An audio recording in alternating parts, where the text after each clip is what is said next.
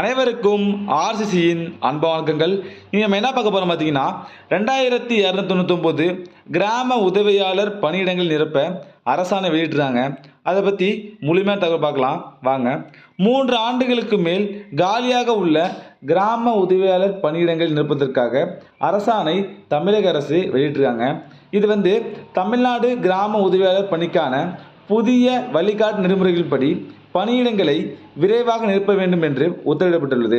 இது எப்படி எவ்வளோ வேகன்சி பார்த்தீங்கன்னா 2299 கிராம உதவியாளர் பணியிடங்கள் நிரப்ப நடவடிக்கை எடுக்க வேண்டும் என்று மாவட்ட ஆட்சியர்களுக்கு வருவாய் நிர்வாக ஆணையர் உத்தரவிட்டுள்ளார். பாருங்கள், இது முக்கியமான தகவல். எவ்வளோ வேகன்சினா 2299 வேகன்சி விட்டுறாங்க. அடுத்து பார்த்தீங்கன்னா புதிய வழிகாட்டு நெறிமுறைகளின்படி கிராம உதவி பணிக்கு 10ஆம் வகுப்பு தேர்வு மதிப்பெண் பட்டியல் கட்டாயம் சமர்ப்பிக்கப்பட வேண்டும் அப்படின்னு தெரிவிச்சிருக்காங்க.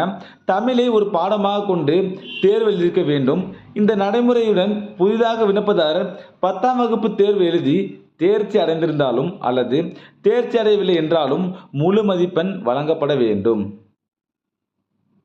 அடுத்து பார்த்தீங்கன்னா மேலும் விண்ணப்பதாரர் ஓட்டுநர் உரிமம் வைத்திருந்தால் அல்லது இருசக்கர வாகனம் ஓட்டும் திறன் பெற்றிருந்தாலும் முழு மதிப்பெண் வழங்கப்பட வேண்டும். கிராம உதவி பணிக்கு நடைபெறும் நேர்காணலின் போது வாசித்தல் மற்றும் எழுதும் திறனும் சோதிக்கப்படும்.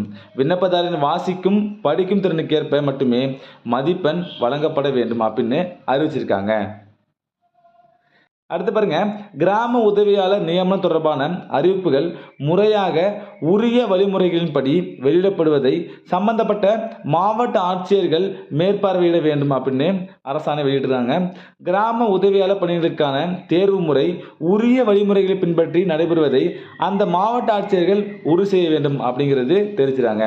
அதன் பிறகு தேர்வு முடிவுகள் சம்பந்தப்பட்ட மாவட்ட ஆட்சியர் அலுவலக இணையதளத்தில் வெளியிடப்பட வேண்டும் அப்படின்னு சொல்லியிருக்காங்க.